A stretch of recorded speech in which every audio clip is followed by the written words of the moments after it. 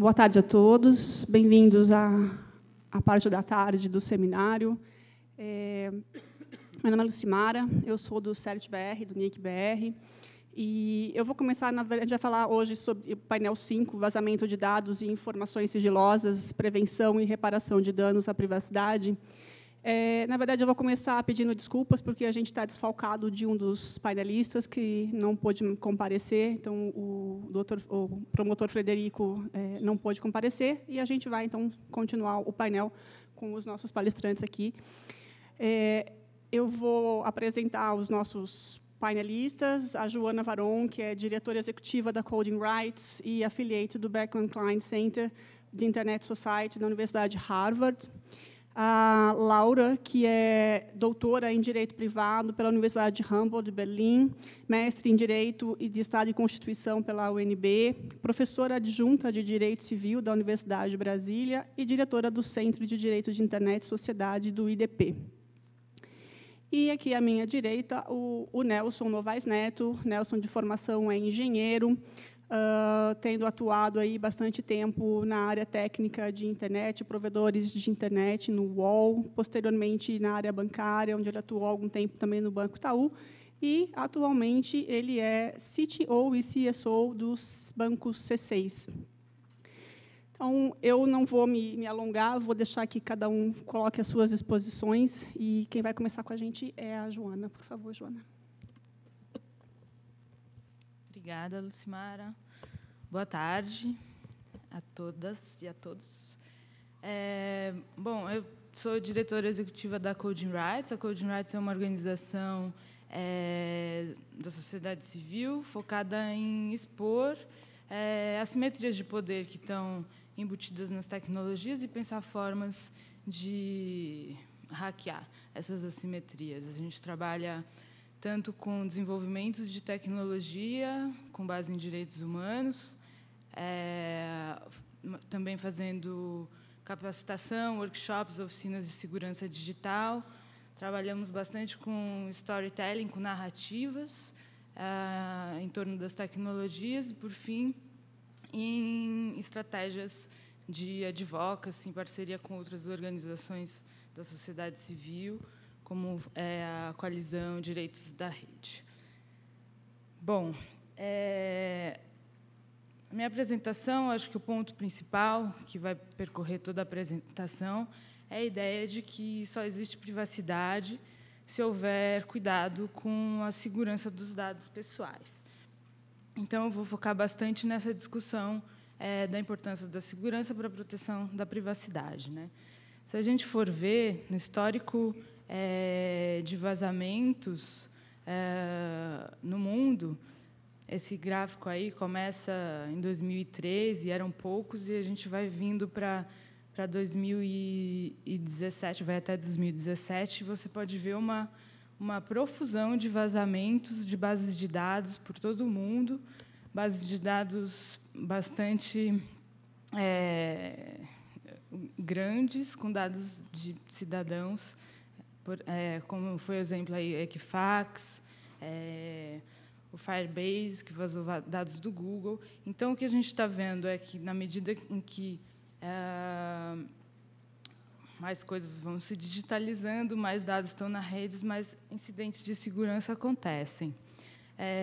Um exemplo que estava ali no mapa também é a PayPal.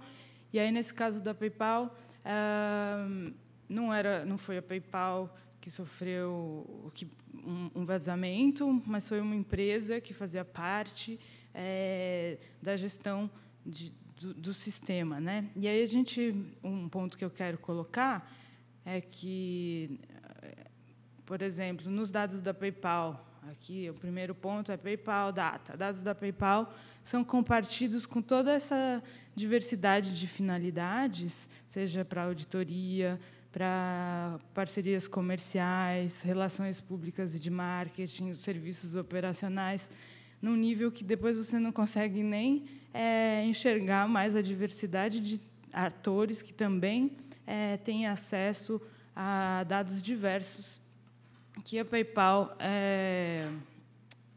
trata, opera, controla. Então, o ponto aí é que essa lógica que a gente vive hoje do chupa-dados, que é um jeito que a gente chamou na Coding Rights, a gente tem esse projeto que é o chupa-dados, essa lógica perpassa todas as relações, faz com que, em vez de uma minimização da quantidade de dados que se opera, a gente opera na lógica da maximização e compartilhando com outros parceiros, né, por finalidades diversas que, às vezes, não tão necessárias, né? Então, o que fazer para pensar a segurança nesse cenário de maximização de coleta de dados e de profusão de compartilhamento com terceiros, né? Aí eu penso a segurança de dados pessoais, as táticas para a segurança de dados pessoais podem ser ancoradas nessas, falando bem amplamente, mas nesses 3 pilares, né? A minimização da quantidade de dados, dificultar o acesso a esses dados, ou por senhas fortes, com criptografia, autenticações e também a segurança física de onde esses dados estão localizados, né? Não existe nuvem, a internet e as tecnologias são físicas, né? Então requerem também segurança física e compartimentalização das informações, para, em caso um tipo de informação vaze, não vaze tudo num bloco que expõe ainda mais as pessoas. E, na parte de minimizar a quantidade de dados, eu adicionaria também minimizar ou avaliar a quantidade de pessoas que acessam essas bases de dados também. Então, pensando nesses 3 eixos e nos atores envolvidos em operações em que há coleta, tratamento de dados, eu fiquei tentando montar essa pirâmide aí, pensando numa proporção ideal do dever de cuidado com a segurança e da fiscalização com a transparência, né? Então, do lado de cá, eu coloquei, ou do lado de lá, eu coloquei consumidor, o cidadão ou titular do dado, pode ter alguns deveres de cuidados ali no uso das tecnologias, mas, no fim das contas, é a parte hipossuficiente, não tem tanto conhecimento, às vezes, do que está acontecendo, então teria ali um dever menor do que, por exemplo, o controlador, operador, quem está tratando os dados para fins comerciais, para fins do exercício da função pública, serviços públicos e tudo mais. E aí, no meio, eu coloquei a ideia da Autoridade Nacional de Proteção de Dados, mas também MP, né, e outros órgãos que podem ter poder de fiscalizar tanto as práticas de segurança quanto requerer medidas de transparência. E aí coloquei, então, sociedade civil, academia, estão ali entre consumidor e autoridade, também exercendo pressão para a transparência e, principalmente, para a transparência. Bom, aí, pensando, então, nos controladores ou nos operadores, no que seriam boas práticas para exercício desses cuidados com segurança e transparência, isso é uma coisa que já está no projeto de lei de proteção de dados pessoais, seria levar em consideração esses itens, né? A natureza do tratamento, né? O que você está fazendo com os dados, qual é o escopo, qual a finalidade, qual a probabilidade e a gravidade dos riscos se acontecer alguma coisa, né? Fazer um modelo de ameaça, e quais os benefícios decorrentes do tratamento para se reverter ou mitigar os efeitos de qualquer incidente que pode acontecer. Mas o que a gente está vendo na prática, né? Eu falei brevemente de alguns exemplos internacionais, mas no Brasil a gente está vendo, tem tido incidentes também. Eu vou trazer alguns exemplos em que essas boas práticas não têm sido observadas de maneira nenhuma, né? Por exemplo, o caso do Banco Inter, que teve esse vazamento aí, passou por esse vazamento de 20 mil clientes, de dados de 20 mil clientes, e aí dados como senha, código de segurança que fica atrás do cartão, e-mail, telefone, endereço, CPF, RG, carteira de CNH, até declarações de imposto de renda, fotos de cheques. Então, uma grande imensidade de dados dos seus clientes. E aí, por um lado, tudo isso aconteceu, mas aí o banco, a princípio, falou, não teve nenhum hackeio, não teve nenhuma invasão, essas informações são inverídicas, e negou que isso aconteceu. Outro caso, do Uber também, teve esse vazamento de dados de 57 milhões de usuários, sendo 196 do Brasil, e a primeira reação também foi omitir que isso aconteceu. Outro caso no Brasil, uma brecha aí, num aplicativo do SUS, que expôs informações de saúde. Esse aí não foi um caso de omissão, de não admitir que estava acontecendo, mas foi um caso em que não se pensou medidas de segurança adequadas para proteger esses dados que são de saúde, super sensíveis. Você podia, no aplicativo, colocar nome e CPF e você acessava os dados de saúde das pessoas que estão no SUS. E a gente sabe que nome e CPF são bem fáceis de conseguir em qualquer busca pela internet. Aí, na reportagem, colocaram os dados do presidente, porque é fácil também achar o CPF do presidente, e ilustrou-se assim. Então, não foi um caso em que se omitiu que isso aconteceu, mas foi um caso que nem se pensou em medidas mínimas adequadas de segurança. Na Coding, a gente está fazendo uma análise de sites de governo, rodando um script nos sites para avaliar que sites têm o que se chama de third-party script, scripts de terceiros, né? E aí a gente avaliou vários sites de governo.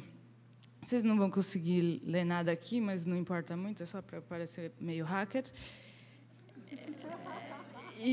Mas aí o que acontece, o que a gente viu, é que Google e Facebook estão na maioria dos sites, além de scripts de outras empresas. Lá na parte de cima são as empresas, e aqui estão os sites que a gente analisou.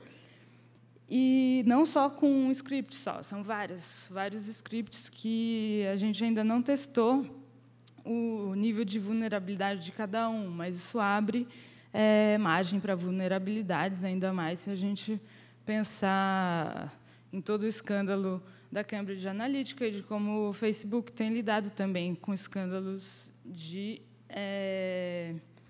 vazamentos, né? Aí, como nos outros casos dos bancos que eu trouxe, a princípio, o Facebook também, quando ficou sabendo dos... Eu nem chamo vazamentos, porque, na verdade, nesse caso, o pesquisador usou uma ferramenta, que era um joguinho, que o Facebook incentiva, na verdade, que você desenvolva jogos para mais pessoas ficarem viciadas no Facebook, fazendo coisas como testes de que Madonna você seria.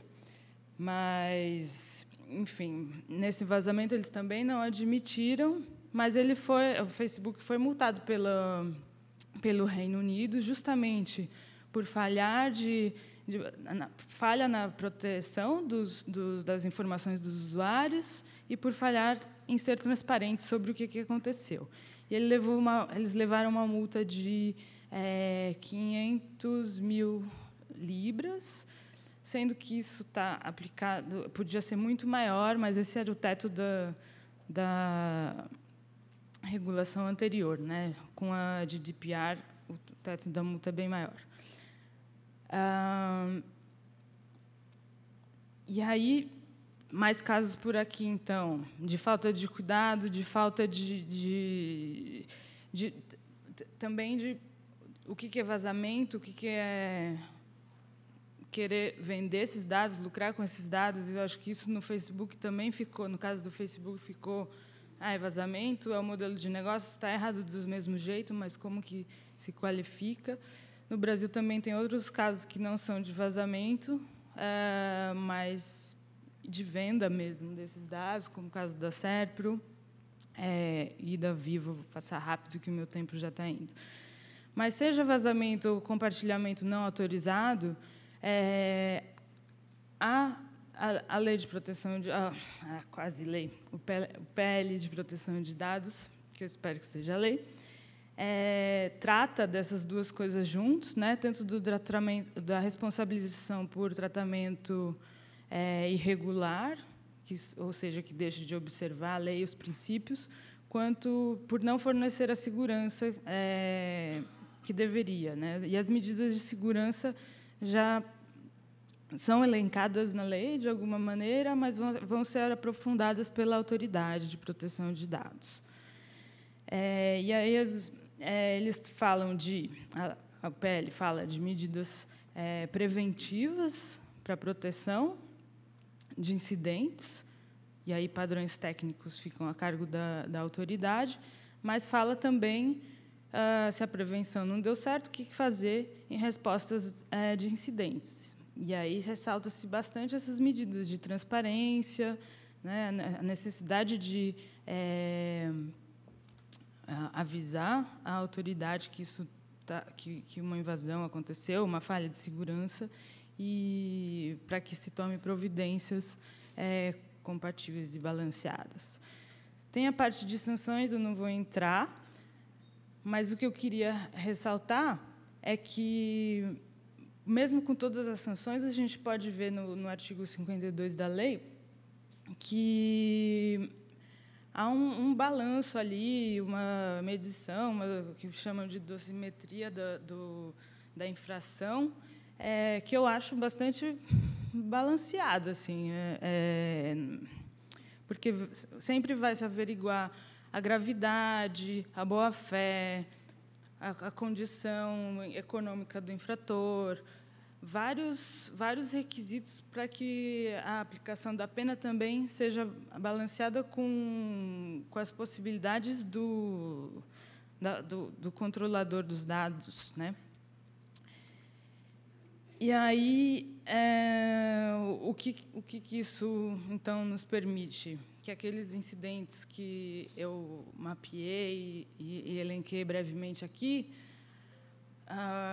que, como a gente viu, foram pautados tanto por omissão ou falta de cuidado anterior, já teriam um outro incentivo para que essas empresas ou o setor público não tivessem lidado dessa maneira, né?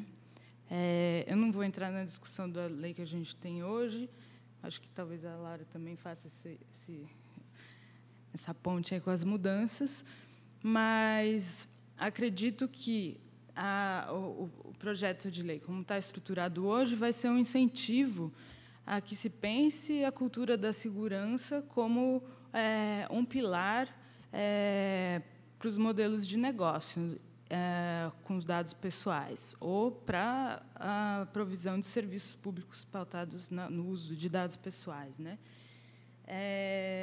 Isso já vem acontecendo, né? A internet mesma foi desenvolvida tendo como base o princípio da conectividade. E hoje a segurança e a privacidade já estão sendo desenvolvidas por default quando se pensa protocolos e padrões para a internet. O caso clássico é a mudança do protocolo HTTP para o HTTPS, né, para os tráfegos ficarem encriptados, criptografados. Então, eu acho que é um bom incentivo a lei para essa mudança também de cultura, para a gente pensar em modelos de ameaças, até porque mais e mais incidentes de segurança vão acontecer, né? E aí, então, para acabar, o Facebook, o caso do Facebook no Brasil, a gente viu que no Reino Unido, por ter também uma autoridade, já tem uma multa, já teve uma multa e tudo mais. E aqui, a gente... Pena que o Será não veio, né? Mas eu nem sei em que ponto está essa apuração do MP com a Cambridge Analytica. Mas, como a gente está já chegando, já vamos entrar em período eleitoral, eu acho que é uma consideração a se ter também que isso aconteceu no Brasil, que uma empresa alinhada à Cambridge Analytica vai estar operando aqui com marketing eleitoral. O Brasil foi um dos países afetados no escândalo, o 8º, com a quantidade de usuários, ou de cidadãos, não gosto da palavra usuários, afetados por esse escândalo. E, enquanto a lei não chega, e lembrando aí da pirâmide, a gente pode também... A Coding exercitou também... A Coding, usando essa ideia aí de que a gente também pode pedir medidas de transparências e testar medidas de transparências, a gente desenvolveu um pluginzinho para o browser para a gente ver como estamos sendo alvejadas pela publicidade nessa plataforma, né? Eu vou só mostrar um videozinho, tem 1 minuto, vou estourar meu tempo em 1 minuto. Tá bom? E aí é o videozinho que a gente desenvolveu, que espero que possa servir nas eleições para a gente ver quem está alvejando a gente na plataforma, com campanhas políticas. Eu sei que o próprio Facebook vai tomar medidas de transparência, mas as nossas medidas de transparência podem servir para bater com a deles e ver como que está acontecendo. Vou mostrar o videozinho agora. Aí. Facebook collects and sells all sorts of information based on our browsing habits. Toda essa informação se dá com base nos hábitos de navegação, de browser. Como somos classificados? Temos algum controle? Fuzzify é uma extensão do browser que ajuda a saber como que nós nos tornamos alvos no Facebook. Para começo, é necessário acessar a sua conta do Facebook, mas não vai fornecer nenhuma informação com os outros computadores. Se você tiver um adblocker, você desabilita. Também não funciona no modo privado. E você tem uma informação no teu newsfeed. Você clica no Fuzzy, daí abre o AdStream. Aqui podemos ver todas as publicações e publicidades que te usam como alvo e por que você recebe cada uma dessas publicações ou publicidades. Você pode adicionar as suas preferências e remover cada uma das categorias. Clica em limpar para deletar todas as categorias anteriormente escolhidas. Você também pode deletar tudo isso na sua página AdStream. Facebook tem dificuldade em vender informações à publicidade. Você quer se esconder? Use Fuzzify. Essa extensão, o vídeo... Vamos lançar aí nos próximos dias. É isso. Obrigada. Obrigada, Joana.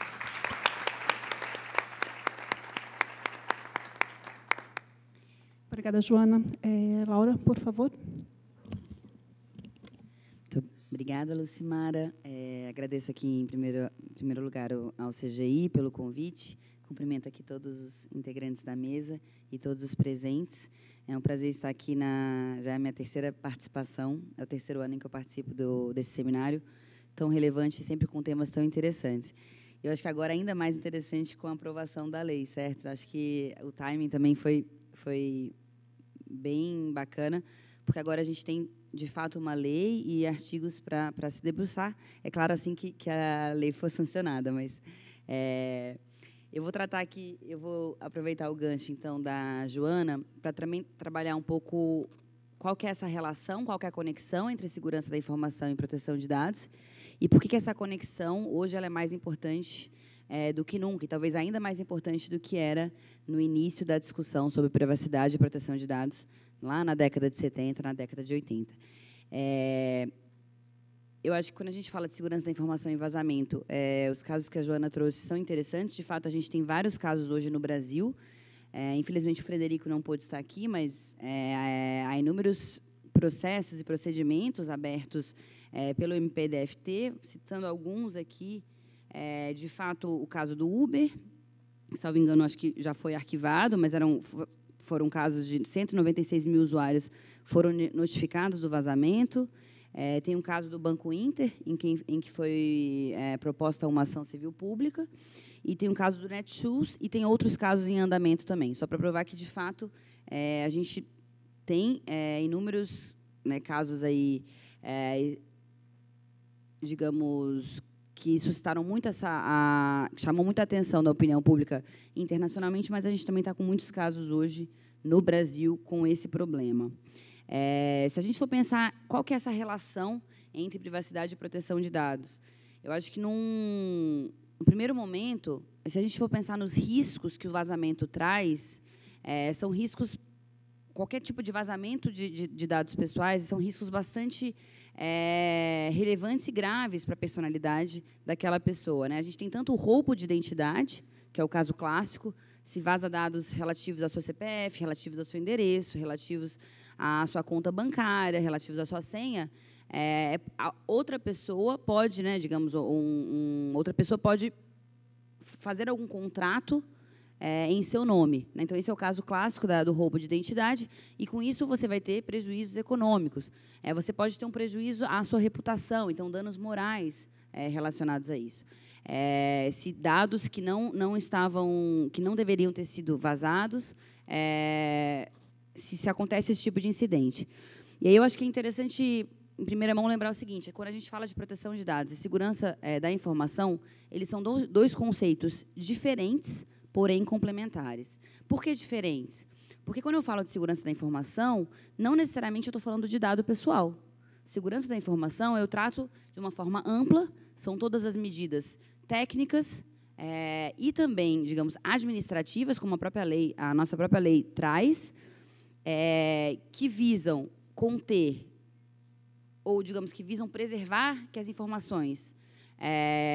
eu diria 3 características básicas da informação: a confidencialidade, a integridade e a disponibilidade. E muitos também tratam de autenticidade. Então, essas são as 4 características básicas de um conceito mais amplo de segurança da informação. A proteção de dados pessoais, como a gente já viu aqui ao longo de todo esse seminário, ela visa, de fato, ela tem como um escopo, de fato, o dado pessoal, o dado que revele a identidade daquela pessoa, ou que possa vincular o dado àquela pessoa. Embora sejam conceitos diferentes, eles são complementares. E hoje, se a gente for pensar, seja na internet das coisas, se a gente for pensar em todos os serviços e todas as coisas que estão cada vez mais conectadas à internet, esse conceito ficou ainda mais relevante, certo? E aqui, só para... acho que vale uma menção interessante a um caso na Alemanha. Se a gente for pensar o seguinte: a proteção de dados ela sempre foi muito amparada na ideia de controle, certo? Na ideia de autodeterminação informativa. E, quando a gente pensa em segurança da informação, quando a gente pensa em vazamento de dados, a gente percebe que a segurança da informação, que o fato daquele serviço ser seguro, ou seja, preservar essas características da confidencialidade, da integridade e da disponibilidade, eles precedem a própria autodeterminação, o próprio controle. Ou seja, para que eu possa definir em algum serviço, seja numa rede social, ou em qualquer outro serviço da tecnologia, relacionado à tecnologia da informação, se eu quero ou não transferir um dado pessoal, se eu quero ou não compartilhar determinados dados, para que eu possa tomar essa decisão, eu preciso de algo que preceda isso. Ou seja, eu preciso primeiro que aquele serviço seja seguro, eu preciso primeiro que aquele serviço atenda às finalidades que eu espero daquele serviço. Então, apenas para mostrar que a própria ideia de autodeterminação, a própria ideia de controle, ela só existe se eu pressuponho que aquele serviço é seguro, se eu pressuponho que aquele serviço de fato tenha aquelas funcionalidades ou guarda as funcionalidades que o cidadão espera dele, tá certo? E aqui apenas um caso interessante na Alemanha, quando a gente pensa, foi em 2008, teve uma lei de um estado alemão que permitiu o uso de cavalos de Troia pela o que era, na verdade, uma ABIN estadual. Tá? Era uma espécie de ABIN daquele estado alemão. Ele permitiu o cavalo de Troia, que, na verdade, era a possibilidade de que aquele órgão instalasse uma espécie de software nos sistemas pessoais, informáticos pessoais, dos cidadãos, e permitia que absolutamente, digamos, toda a atividade que aquela pessoa estivesse fazendo naquele momento fosse, digamos, monitorada 100% do tempo. E o que foi interessante foi que as pessoas entraram com uma reclamação, várias instituições, várias entidades, entraram com uma reclamação contra essa lei estadual que permitia a utilização do software desse cavalo de Troia. E a lei ela era bastante frágil, que datava de 2007, ela era bastante frágil e todos esperavam que ela fosse declarada de fato inconstitucional a partir ou em razão do direito à autodeterminação informativa, que já havia sido, digamos, já em 1983, já era um direito fundamental que havia sido reconhecido e assegurado pela Corte Constitucional Alemã. E o que foi interessante, o que surpreendeu as pessoas nesse julgamento? Que o julgamento em 2008 ele não se utilizou do conceito de autodeterminação informativa, ele não se utilizou desse direito à autodeterminação informativa. Ele, na verdade, criou, a partir do conceito do direito geral à personalidade já existente na Constituição Alemã, eles extraíram um novo direito fundamental para tratar desse assunto. E esse novo direito fundamental, o que ele é interessante, ele foi chamado depois por alguns veículos de notícia como um direito fundamental informático, porque esse direito ele extraiu conceitos, esses que eu mencionei para vocês, esses conceitos de segurança da informação para construir um direito. Então, esse direito foi chamado de direito fundamental à integridade e confidencialidade dos sistemas informáticos. Tá? Ou seja, ele pega esses conceitos clássicos de confidencialidade e integridade e diz, olha, as pessoas têm direito a que os seus sistemas informáticos pessoais, e aí os seus sistemas informáticos pessoais podem ser agendas, podem ser notebooks, podem ser smartphones, ou seja, que os seus sistemas pessoais assegurem a confidencialidade e a integridade das informações nela contidas. Tá? Apenas para mostrar nesse caso, é claro que era um caso em que a violação era do Estado, certo? Era, digamos, de um agente policial ou como se fosse, né, um órgão de segurança nacional que poderia se infiltrar nesses sistemas, mas esse direito fundamental ele também foi visto como uma obrigação de que esses sistemas pessoais adotem determinadas medidas de segurança. E é nesse momento em que ficou claro que, muito antes da gente garantir essa autodeterminação, muito antes da gente garantir o próprio controle, eu preciso primeiro garantir a segurança desses sistemas informáticos, tá? Para mostrar que, de alguma forma, a gente virou de cabeça para baixo aí esse direito, tá certo? E eu acho que agora, pensando, então, trazendo aqui para o nosso ordenamento, né? Qual foi o avanço que a gente tem hoje com a Lei Geral de Proteção de Dados? Eu acho que a gente tem dois avanços muito claros.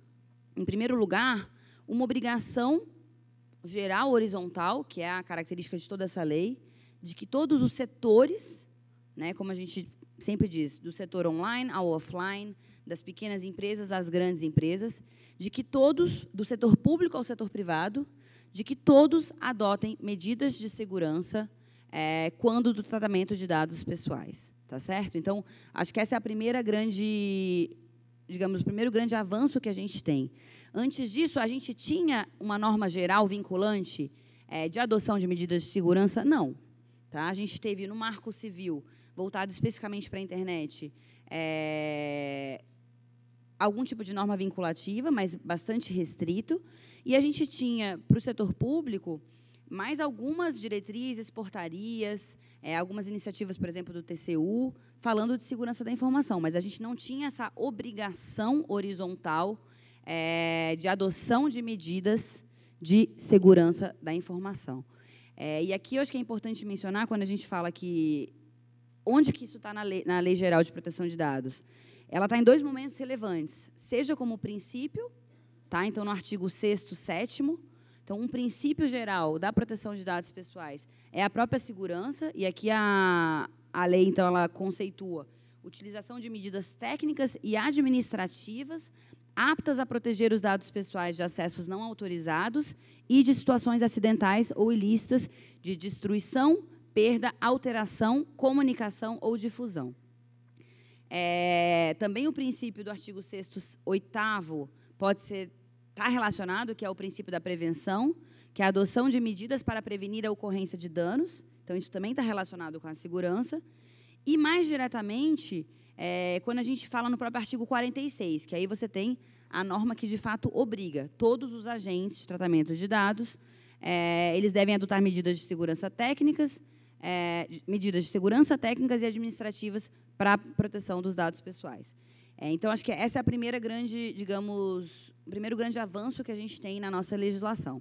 O segundo grande avanço é que a gente não tinha, até então, nenhuma norma que obrigasse o aviso, né, que obrigasse que as empresas e que todos aqueles que tratam dados avisassem tanto a autoridade quanto ao cidadão sobre aquele tratamento. Sem esse aviso, sem esse report, né, que como é visto, né, como sempre se fala nos Estados Unidos, sem essa obrigação de avisar, você tinha, na verdade, uma ocultação dessas práticas. Certo? Então, essas 2 grandes obrigações me parecem centrais na nossa legislação hoje. Então, seja a adoção dessas medidas, como também o aviso, tanto à autoridade quanto aos cidadãos. E aqui, lembrando, também pensando um pouco conceitualmente, o que seriam essas medidas administrativas? Então, não são apenas medidas relacionadas a software, relacionadas à segurança da informação, como a Joana colocou, né, acho que a questão da criptografia e utilizar todas as medidas técnicas aí disponíveis para a segurança daquela informação, mas também as medidas administrativas. Então, por exemplo, todos os funcionários de determinada área, de uma empresa ou, né, de um órgão público, determinar quais são os funcionários que vão ter acesso a determinadas informações. Então, deixar claro que nem todo mundo tem acesso a todas as informações. Há medidas educativas para os próprios funcionários, certo? Então, você tem uma série de medidas também de administração que vão propiciar aí a segurança da informação. Então, me parece que essas são os 2 grandes avanços que a gente tem hoje na nossa legislação. E me parece um outro ponto interessante, que eu acho que, inclusive, um outro painel aqui, o painel de Privacy by Design vai tratar também, mas que eu acho que é importante colocar, e aí eu chego na terceira parte da minha apresentação, que é a ideia de que a segurança da informação, ela tem que ser pensada já no momento da criação do produto ou do serviço, certo? Então, quando a gente pensa no Privacy by Design, significa a ideia de que o desenho daquele produto, o desenho daquele serviço, ele já tem que ser pensado de modo a minimizar o uso de dados, a minimizar eventuais danos que podem acontecer, tá certo? Então, e aqui eu vou citar 2 artigos da nossa lei que, inclusive, reforçam essa ideia do Privacy by Design. Embora não esteja esse conceito, digamos, de uma forma expressa, a gente pode extrair isso desses dispositivos. Eu diria especialmente do artigo 49, tá, da LGPD, que diz o seguinte: os sistemas utilizados para o tratamento de dados pessoais devem ser estruturados de forma a atender aos requisitos de segurança, aos padrões de boas práticas e de governança, aos princípios gerais previstos nessa lei e às demais normas regulamentares. Então, embora não esteja expresso, esse artigo ele certamente evoca a ideia, né, do Privacy by Design, essa ideia de que o desenho já tem que do produto ou do serviço já tem que ser pensado para a proteção dos dados e para a proteção da segurança da informação.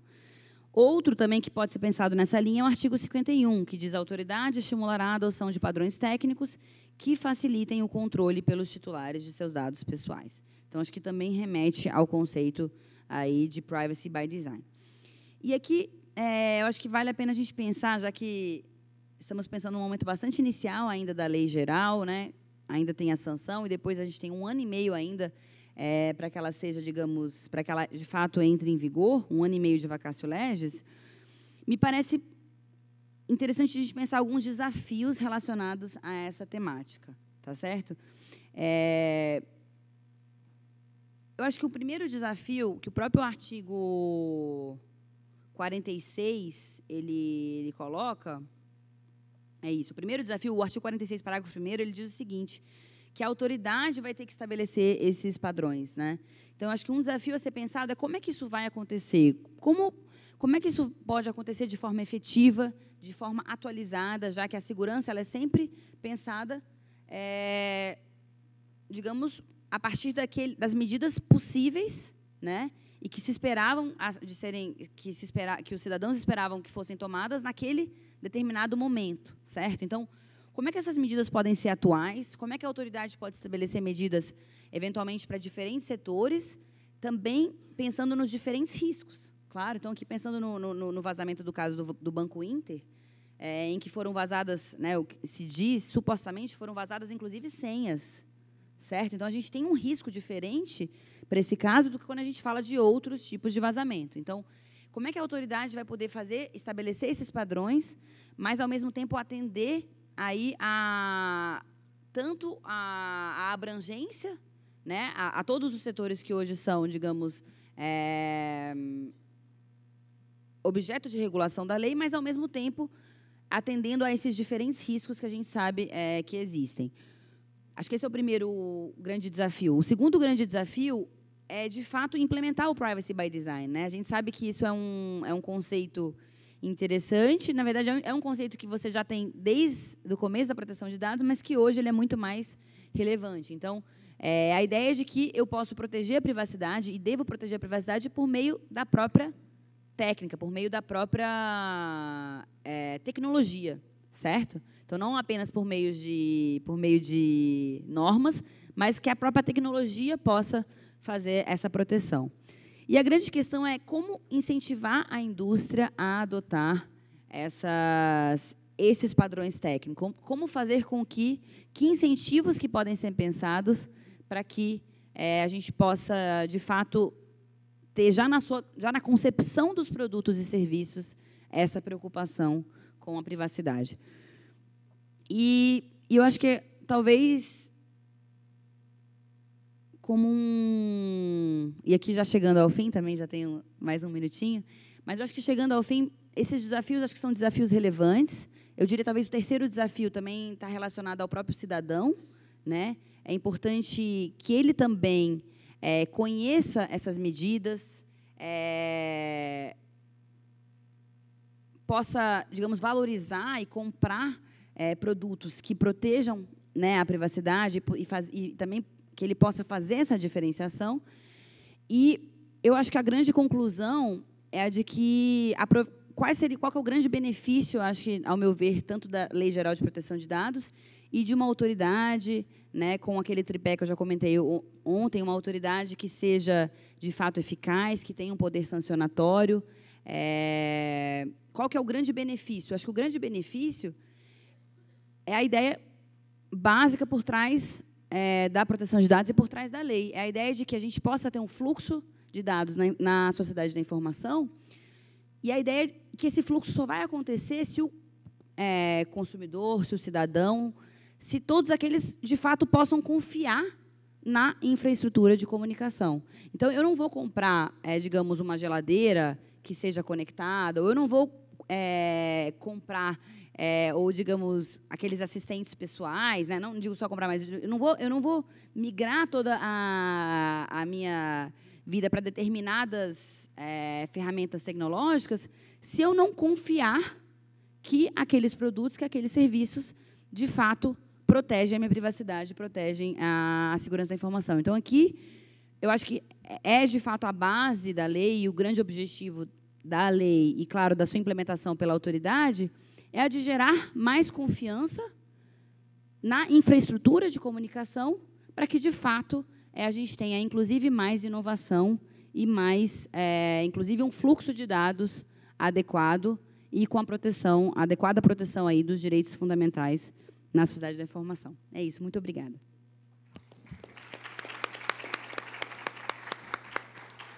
Muitíssimo obrigada, Laura. Uma apresentação excepcional. Ela trouxe muitos pontos importantes, né? A questão do design, a segurança por design, que realmente a gente vê que falta totalmente quando a gente olha para os produtos que tem hoje, na grande maioria dos produtos do mercado, né? Bom, vou passar para o Nelson.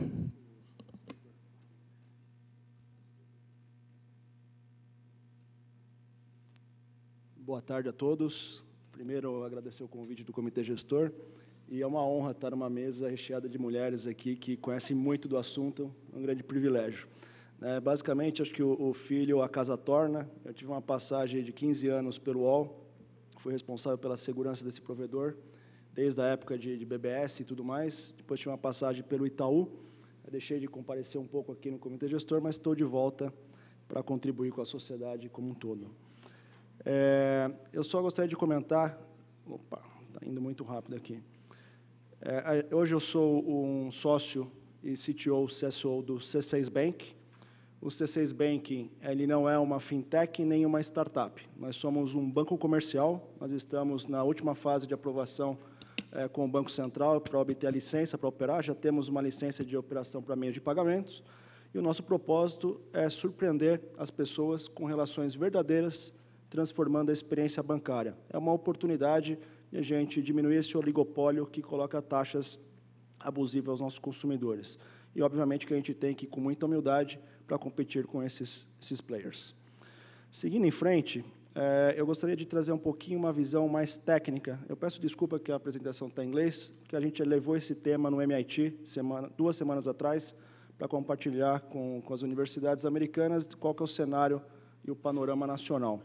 Se a gente olha o nosso panorama no mundo, o gráfico de baixo, né, a gente olha ali desde a parte de 2011, os ataques, basicamente, eles aumentaram em complexidade e a forma de como que eles foram sofisticados aí nessas últimas décadas. E quando a gente olha esta linha, que começa ali em 2011, 400 dias, que é o tempo médio que uma empresa detecta que ela foi invadida. Se vocês observarem, esse número basicamente caiu para 100 dias. É mais ou menos inacreditável a gente imaginar que uma empresa leva, numa visão global, mais de 100 dias para detectar que foi invadida, né? Se ela leva mais de 100 dias, imagina quanto tempo ela vai levar para comunicar perante uma lei ou o cidadão em si.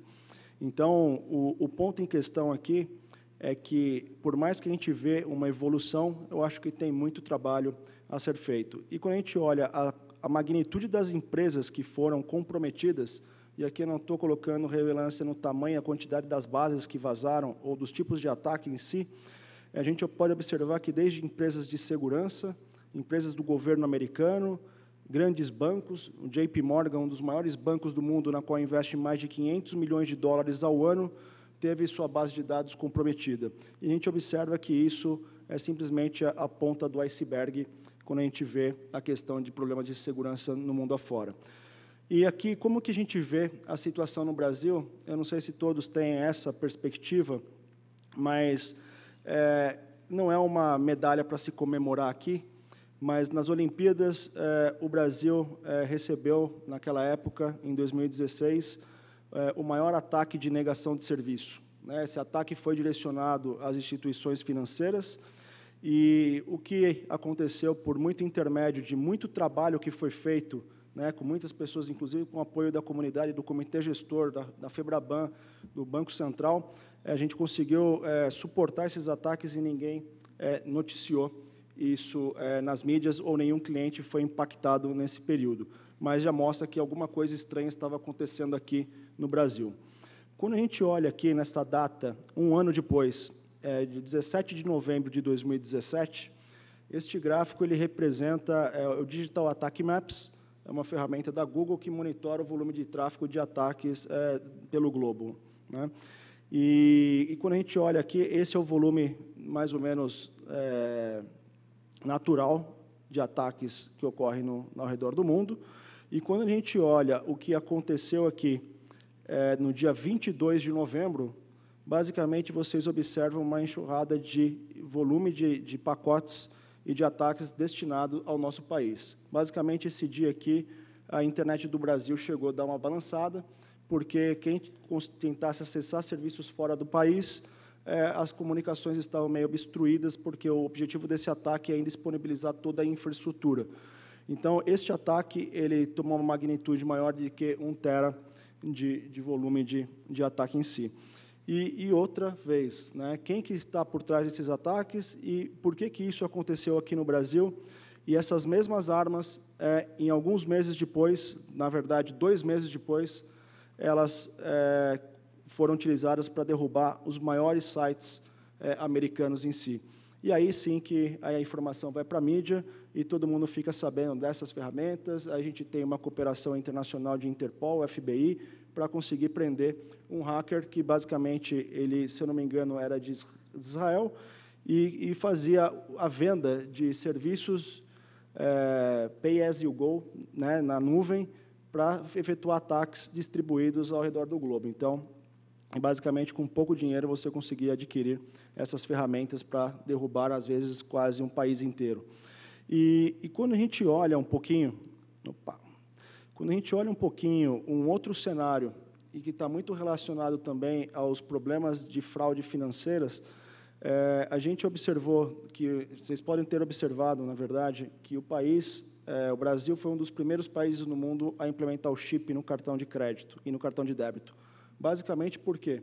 Porque é muito trivial você efetuar o clone da tarja magnética e depois você replicar esse cartão e efetuar compras com esse cartão em qualquer outro estabelecimento. Então, o Brasil foi um dos primeiros no mundo a implementar essa tecnologia. Basicamente, hoje, você só tem cartão com chip, e é um case mundial. Não sei se todos sabem, mas o Brasil ele é uma referência na questão de segurança cibernética para o sistema financeiro. E quando você vê o que vem acontecendo mundo afora, a mesma tecnologia que foi tentada aplicar aqui no Brasil para fraudar esses cartões no Brasil foi utilizada para clonar os cartões nos Estados Unidos. Não sei se alguém já teve a oportunidade de ir para os Estados Unidos, mas, basicamente, você insere o cartão lá com chip e ele nem pede sua senha, né? Basicamente, eles não completaram o processo de implementação por uma questão X, mas a maneira que foi implementado, o jeito que foi configurado, que está muito baseado nos controles definidos da tecnologia by design, Security by Design, desde o começo, ele não foi implementado, e isso começou a aplicar golpes no exterior. E quando a gente vê, da mesma forma, os chupa-cabras, né, que sempre aconteceu aqui no país, vocês observam que a quantidade de caixas eletrônicos, explosões de caixa eletrônico diminuíram. Por quê? Porque os ataques passam para uma camada mais digital. É muito melhor você tentar fazer um exploit, fazer um ataque direcionado, lógico, a um TM, do que você testar um TNT na sua casa ou num laboratório, que o risco de explosão e de você ter algum dano físico ele é muito maior, né? Então, a mesma técnica, o mesmo tipo de ataque, ele também está sendo compartilhado ao mundo afora. Então, o Brasil, isso não é um sinônimo de felicidade aqui, porque é uma coisa ruim que acaba levando esse tipo de armas digitais que foram utilizadas aqui, também utilizadas no mundo afora. E aí a pergunta é como que a gente determina, então, nessas leis e nesses padrões, se nós estamos seguros ou não, como que a gente responde para uma empresa, qual que é a nossa segurança. E a única certeza que nós temos, né, que a gente precisa identificar o que é ser seguro. Eu não sei se todo mundo já parou para pensar e refletir sobre o que é ser seguro. Então, se a gente observa nos slides anteriores, na qual eu apresentei, que os maiores bancos no mundo foram invadidos, as maiores empresas, os maiores governos, as maiores potências mundiais foram comprometidas, a única certeza que nós temos é que nós seremos invadidos, né? Então, basicamente, não existe 100% de segurança, nunca existiu, mas a gente precisa quebrar esse paradigma de que existe uma forma de se proteger 100%. Não existe. E o único meio de sobreviver nessa era que está cada vez mais conectadas mais conectada, perdão, é conseguir medir, né? Se a gente não mede, obviamente que a gente não gerencia, e a gente precisa aumentar a nossa maturidade de segurança em todas as esferas, nas infraestruturas públicas, críticas e principalmente nas organizações. E, do outro lado, para completar a cadeia, com os nossos usuários, que também faz papel fundamental na cadeia. E aí, o que acontece? Se a gente não consegue se proteger 100% disso, só resta a gente implementar meios para detectar rapidamente isso e conseguir estabelecer medidas que a gente consiga mitigar o problema e proteger as informações dos nossos clientes e da nossa sociedade em si. No meu CPF aqui, eu sempre defendi, muitas vezes aqui, em quase 15 anos trabalhando como comitê gestor, que o cuidado com a privacidade, no meu ponto de vista, é uma questão de responsabilidade social. Então, a gente precisa sempre focar nesse ponto. E olhando um pouquinho, numa questão um pouco mais técnica, sobre esse panorama que a gente vive aqui no Brasil, mas também correlacionando com o que ocorre mundo afora, a gente observa 3 grandes blocos aqui. O primeiro, a gente fala das correções das vulnerabilidades. A gente muito se discute, né, em vamos implementar inteligência artificial, machine learning, vamos tentar fazer achar uma nova bala de prata para o problema em questão, mas isso não é suficiente. Se a gente começar a fazer o feijão com arroz muito bem feito e básico, né, se a gente conseguir obter umas cartilhas que existem aí já há quantos anos? 15 anos, 20 anos, né, da própria, eu lembro que eu contribuí para a revisão dessa cartilha de segurança para administração de sistemas. O primeiro fundamento vamos atualizar os sistemas, né? É o seu celular que não está atualizado, é o seu computador que não está atualizado, quanto tempo as empresas levam para atualizar os seus sistemas. E, por incrível que pareça, daquele panorama que eu mencionei aqui, das empresas que foram invadidas, 80% dos problemas estavam relacionados a um problema de atualização de sistema em si. O próximo ponto é como que a gente automatiza esses controles, como que a gente ganha uma visão, ou tem uma visão holística de toda a plataforma, uma vez que, de uma maneira humana, é basicamente impossível de você controlar todos os controles que você tem implementado dentro da organização. Então, é importante sempre trabalhar com uma velocidade, trabalhando com segurança desde a fase de concepção de um produto em si, e isso contribui muito com a privacidade by design. Então, a gente precisa garantir que a segurança seja implementada desde a fase de concepção. Quando a gente faz isso, a gente quebra um outro paradigma, que é aquele que a área de segurança é um pau na roda de qualquer instituição e que é a área que fala que nada pode. Né? Você quer acessar um site? Não pode. Você quer colocar esse sistema? Não pode. Se você observa uma visão de negócio, o cara faz um P&L, uma visão executiva de um business plan, né, de um plano de negócio para colocar um produto, e aí, lá no final, a segurança entra para falar, olha, precisa colocar toda uma série de controles. Basicamente, controle de segurança, se você colocar controle de segurança na sua casa, você vai ver que é caro. Para colocar segurança também em sistemas também não é desprezível. Então, não adianta. A gente precisa garantir que a segurança, lá do começo, seja implementada como uma visão de design. E aí a gente fala muito da questão da cloud. Nós somos um banco que já está nascendo 100% no cloud. E quando a gente olha para o cloud, ele traz benefícios jamais alcançados pela computação atual. Se a gente observar a evolução da tecnologia no mundo, desde a era dos mainframes, dos computadores distribuídos, e o que a gente tem no cloud hoje, basicamente você não consegue competir, você não consegue comprar um próprio hardware. Se você está falando um FPGA, um processador rápido, para processar machine learning, processar dados, você basicamente não consegue comprar nem na China. Basicamente, poucas empresas possuem esses equipamentos que foram produzidos por características específicas. E quando a gente olha para o cloud em si, se a gente segue os padrões do Cloud Security Alliance, por exemplo, a gente vai ter uma série de requisitos que posso afirmar que a gente vai ter muito mais segurança e velocidade de resposta para a proteção dos nossos produtos e dos nossos serviços. A gente consegue manter nossas bases de dados criptografadas, a gente consegue ter atualizações basicamente em real time, a gente consegue ter automação dos controles, a gente minimiza a necessidade de pessoas operando o ambiente e a gente consegue ter previsibilidade do que está acontecendo nesse ambiente. E, obviamente, que a gente pode utilizar isso conforme você cresce. O outro bloco ele fala um pouquinho da questão de alguns desafios para nós. Alguns deles são o baixo investimento na identificação e no monitoramento de ameaças. A gente vive num mundo altamente globalizado, essa troca de informação ela é vital. Se a gente observar o que aconteceu no WannaCry, que foi um ransomware que começou lá na Espanha, atacando a Telefônica, se vocês observarem, isso começou lá. Começou às 5 horas da manhã, na Europa, numa quinta-feira. Por intermédio de um grupo de inteligência, a FS-ISAC, nós tivemos a informação do que estava acontecendo lá. Com isso, era possível pegar esta IOC, o indicador do comprometimento do que aconteceu lá, e estabelecer medidas aqui no Brasil, porque a onda ia chegar aqui. E chegou.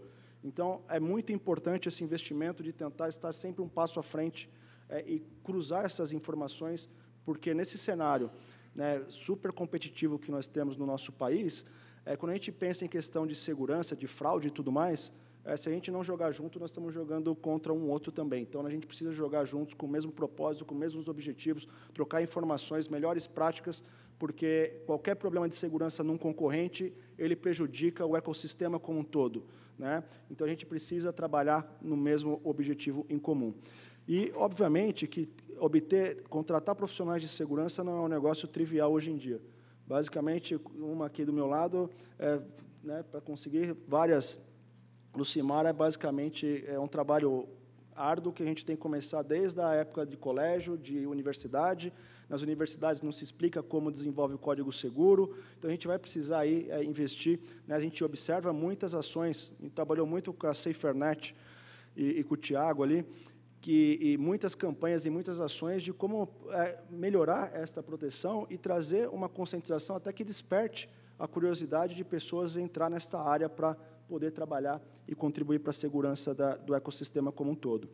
E aí, a gente vê o último ponto, que a gente precisa debater e discutir muito essa questão de como a gente troca essas informações, quanto tempo que a gente está levando para detectar essas que nós fomos comprometidos, quanto tempo que a gente detecta uma nova ameaça no sistema em si, e olhar sempre e estar muito antenado e contribuir com essas novas normas, novas leis, projetos de lei.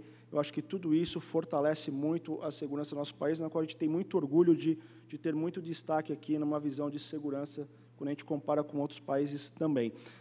E aqui vocês observam que essa resolução do Banco Central, a 4658, ele é um avanço tremendo para o setor financeiro.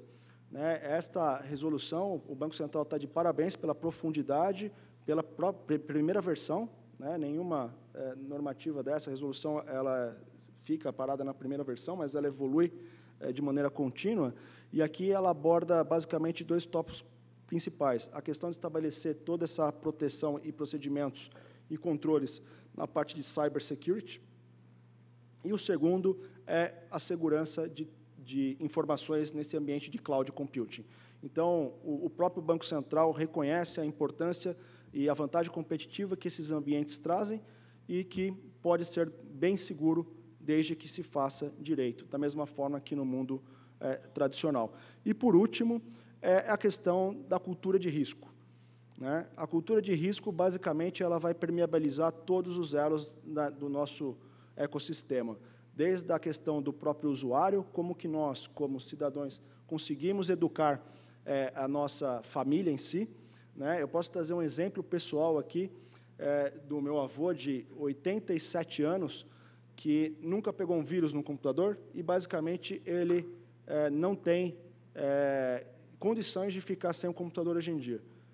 Quando cai a internet, alguma coisa do tipo, a primeira coisa que ele me liga pensando que eu vou conseguir colocar a internet dele de pé, mas eu não consigo. E quando ele foi criar na verdade, eu chego na casa dele, ele tem uma lista, fico muito orgulhoso disso, porque ele é cheio de dúvidas e me pergunta: Nelson, o que é o Facebook? O que é o Twitter? O que é o LinkedIn? E aí, eu falo: por que do Facebook o senhor quer saber, Aí ele: não, é porque sua mãe sempre tira as fotos dos aniversários e posta lá. É uma forma de eu me conectar. Ah, tudo bem, o senhor quer criar um perfil? Quero. Então, vamos lá, precisa do seu e-mail. Mas para que ele quer meu e-mail? Não, vamos criar um e-mail só para o Facebook. Eu nunca falei isso para ele, tá? E depois ele vai lá e cria o e-mail do Facebook. E o mais engraçado na hora que você segue o perfil para completar, tem lá uma foto. Eu falei: eu vou. tem que colocar uma foto super bacana aqui, sua, né? Vamos escolher. Aí ele vai lá e me seleciona uma foto. Eu falei, vô, o perfil do Facebook é individual, cara. Não é do casal. Não, mas faz o seguinte, já me coloca com a foto com a vovó, porque se um dia a vovó ver meu perfil do Facebook, já todo mundo já vai saber que eu sou casado. Então, assim, a experiência, né, a experiência que ele tem e o critério que ele usa para nunca cair num phishing, porque ele não vai acreditar que ele ganhou na Mega Sena, que ele está sendo traído nessa altura do campeonato e tudo mais, faz ele ter uma consciência. Mas isso, basicamente, é 1 em 1 milhão. Então, a gente precisa tratar esse lado da cultura, sim, dos nossos usuários, das nossas crianças, desde a fase de que está no mundo altamente conectado, que não larga o iPad mais para nada, mas a gente precisa também correr toda a cadeia. Nós estamos num processo de transição de gerações.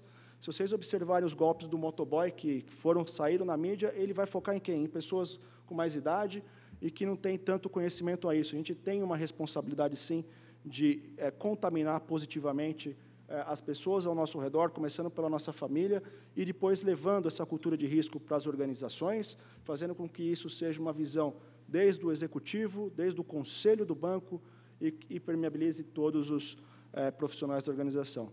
Basicamente, eu acho que é isso. E sempre tentar dar um passo para tentar identificar o não preditivo. Obrigado. Muitíssimo obrigada, Nelson.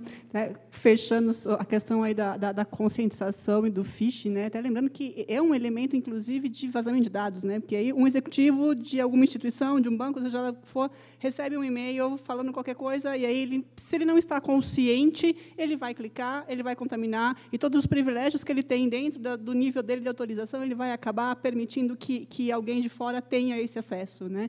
Então, é até um dos elementos, a conscientização como um dos elementos de evitar vazamento de dados. Bom, a gente tem aí 15 minutinhos, eu não vou intervir já, eu vou abrir para perguntas. Vamos coletar, então, vou coletar 3 perguntas por bloco, e aí depois a gente abre de novo se tiver mais tempo disponível. Tá? Tem uma aqui no meio e tem uma lá à direita também. Tá? Boa tarde. Eu sou advogada e eu estive no último ano estudando proteção de dados em Madrid, com a entrada da nova lei agora na União Europeia. E uma das questões interessantes que eu vi é que a Madrid, na Espanha, já possui uma lei de proteção de dados pessoais desde 99, então há 19 anos.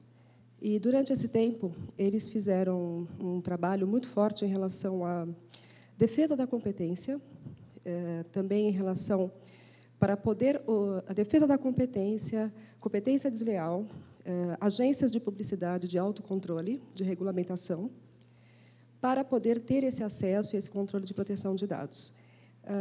A utilização de judicialização, outro sistema, foi pouco usado, sendo que realmente a questão de cartel foi muito mais eficiente na hora de você fazer todo o processo das empresas se adaptarem à proteção de dados para não ter o uso indevido.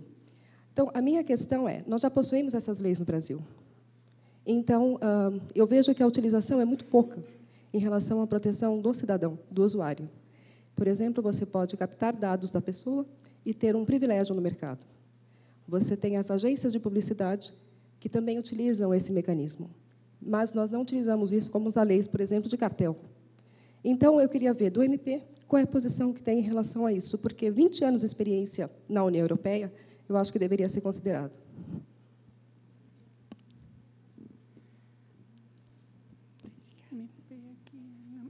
Eu vou coletar, na verdade, eu vou coletar todas isso. Eu só acho que a gente está sem representante do MP aqui, né, para eventualmente responder à pergunta dela. Então, eu lamento, mas eu acho que a sua pergunta, infelizmente, a gente não vai conseguir. Boa tarde. Sou Renato Leite Monteiro, sou doutorando em Filosofia do Direito na USP. E eu tenho 2 perguntas na mesma área, são para um momento diferente. Que uma, acho que até para a Laura, que envolve bem o Código de Defesa do Consumidor, e outra até, acho que o Nelson poderia endereçar um pouco, que envolve o mercado de empresas que estão listadas na Bolsa. A gente fala muito que a gente não tem o dever de notificação obrigatória por incidente de segurança da informação, que somente agora, com o artigo 48 da Lei Geral, a gente teria essa obrigação, mas nós temos 2 elementos aqui que, na minha leitura, talvez possam endereçar tudo isso. Quando a gente fala de empresas que estão listadas na Bolsa, nós temos a questão do fato relevante. Então, todo e qualquer ato da empresa, oriundo da empresa, que possa eventualmente ter alguma, até lendo a própria regulamentação 358 da CVM, que na cotação dos valores mobiliários deve ser informado, publicizado. E foi até uma das grandes questões, porque, no caso da Netshoes, isso foi feito para a SEC, e eu não tenho conhecimento se foi feito ou não para a CVM, por desconhecimento. Então, será que, no caso do incidente de segurança da informação de empresas listadas na Bolsa de Valores no Brasil, não haveria a obrigação já de informar ao regulador? E aí o regulador e esse aqui, o fato relevante, ele é um documento público. E com relação ao CDC, nós temos a figura do recall, no artigo 10, tanto o caput quanto o artigo 10, parágrafo 1º, que determina que, quando houver qualquer falha na prestação do serviço, e que essa falha na prestação do serviço ele possa, de alguma forma, trazer um dano para o consumidor, isso deve ser informado para as autoridades e para o próprio consumidor.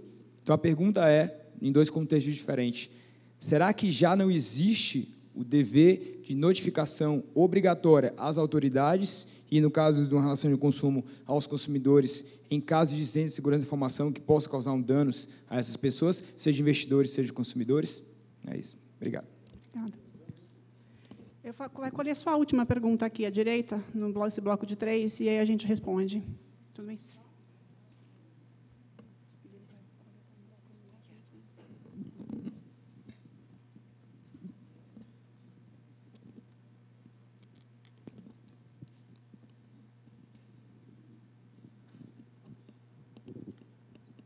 Oi, Marina, da Verizon Telecom. A pergunta é simples. Vocês entendem que, para a multa diária, o valor total também está limitado a 2% do faturamento ou só 50 milhões?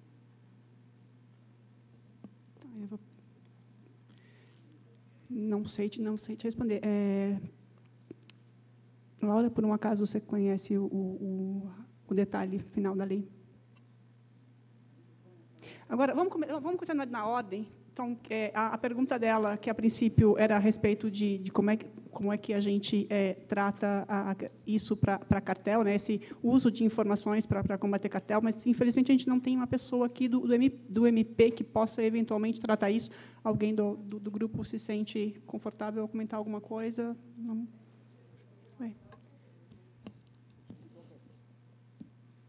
Acho que, de qualquer forma, mesmo não sendo advogado, e não vou me arriscar a exercer nenhum comentário sobre nenhuma lei específica, por exemplo, eu acho que, pelo que eu um pouco conheço da lei de proteção de dados, que está sendo mencionada aqui, ela tem muito reflexo no que aconteceu na GDPR.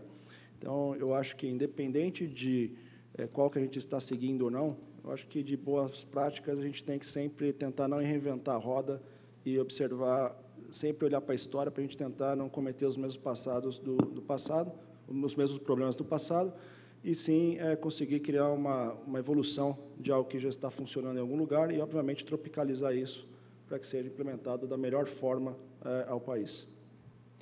Obrigada, Nelson.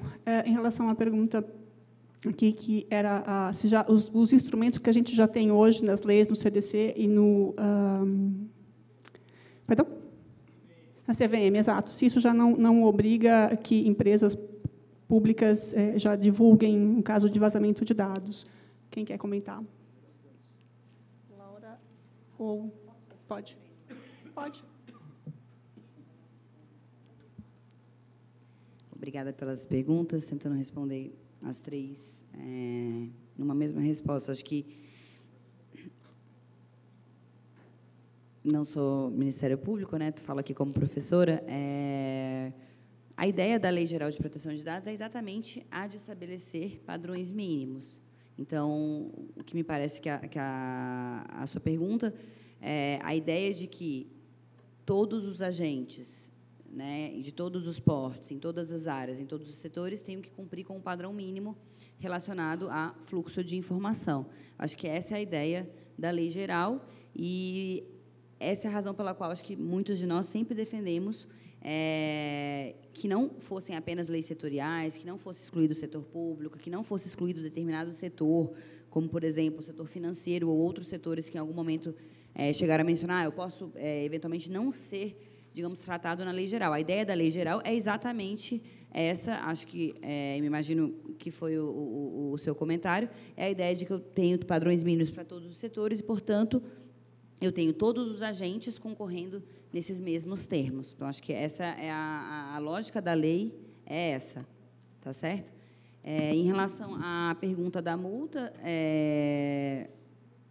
embora acho que a gente ainda vai ter muitas discussões, né, sobre a aplicação específica de cada um dos dispositivos, eu acho que é importante, inclusive, de novo, esperar a sanção para saber tudo o que vai ser sancionado, esperando, claro, que toda a lei, ou pelo menos grande parte, né, que todo o coração dela seja preservado, mas me parece que a questão da multa diária ele simplesmente remete ao limite do inciso 2, e o limite do inciso 2, embora se refira a 2%, coloca como limite total nos 50 milhões. Então, eu acho que a resposta é...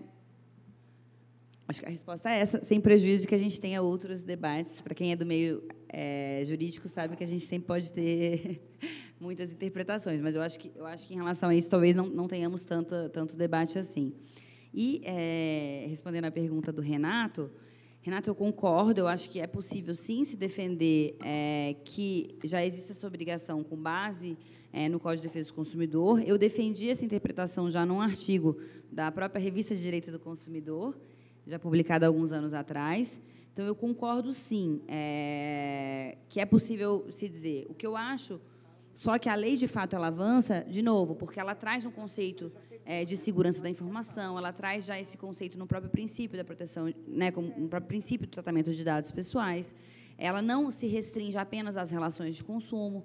Então, eu acho que a previsão da lei ela traz mais segurança jurídica, e, de novo, por se aplicar a situações muito mais amplas. Mas, certamente, eu acho que é possível se defender, sim, essa interpretação a partir do dispositivo expresso, que é o artigo 10 do CDC.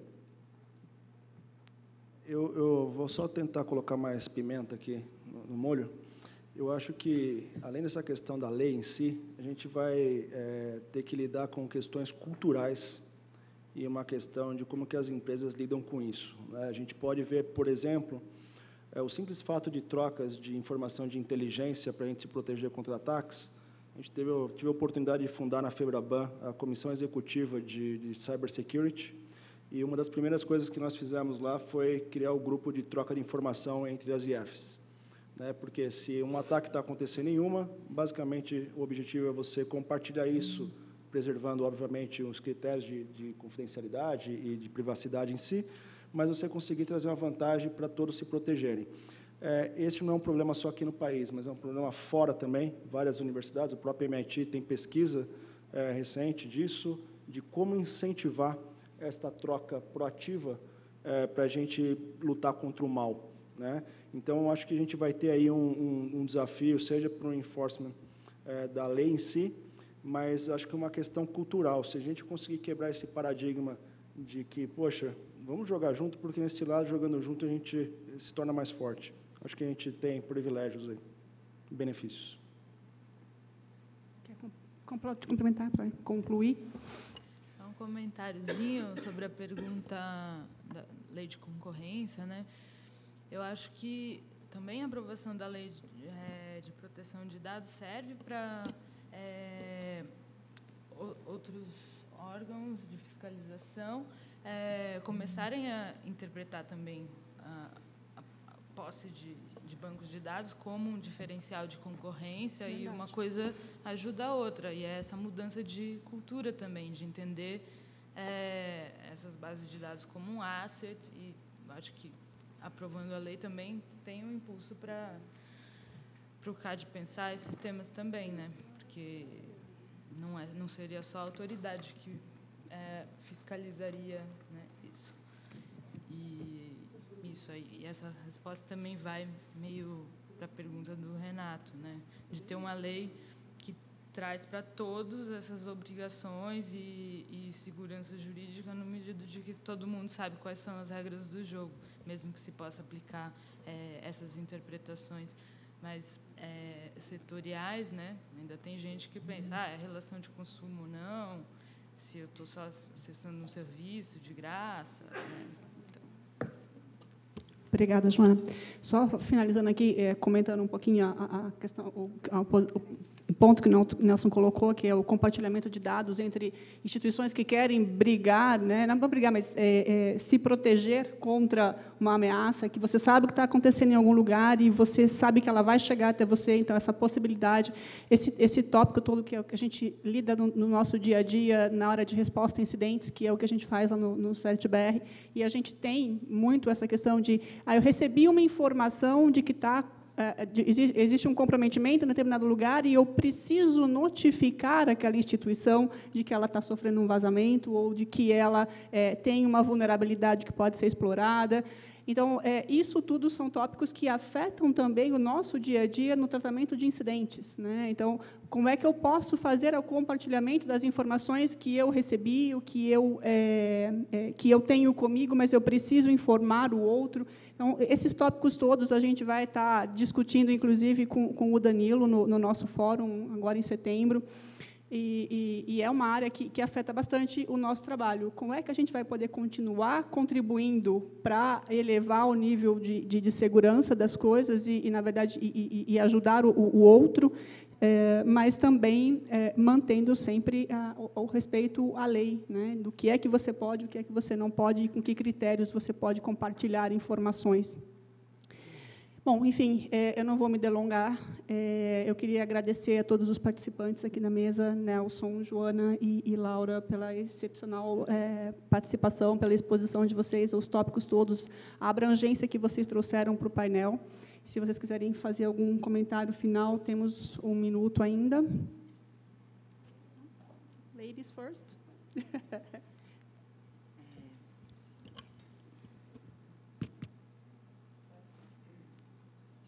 De fato, embora a gente escute muito falar que privacidade e inovação estariam em